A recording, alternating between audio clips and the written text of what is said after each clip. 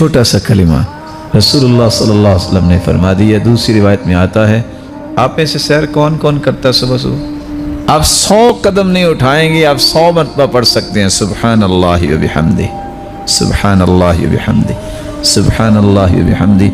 حدیث کہتی ہے 100 مرتبہ کو یہ کہہ دے اگر سمندر کی جھاگ جتنے بھی گناہ ہیں تو اللہ معاف کر دے گا. سیر بھی ہوگی، گناہوں سے پاک صاف ہو کے گھر میں آ گئے. کھانا کھانے کے بعد کون سی دعا پڑھتے ہیں؟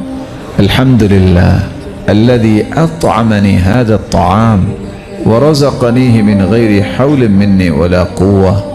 اتنے الفاظ کوئی کھانا کھانے کے بعد پڑھ لے اللہ اس کے بھی گناہ معاف کر دیتے. اللہ کے رسول کا فرمان ہے جو لباس پہنتے وقت یہ کہہ دیتا ہے الحمدللہ الذي كساني هذا ورزقنيه من غیر حول مني ولا قوة، اتنے الفاظ کو کہہ دے اللہ اس کے گناہ بھی معاف کر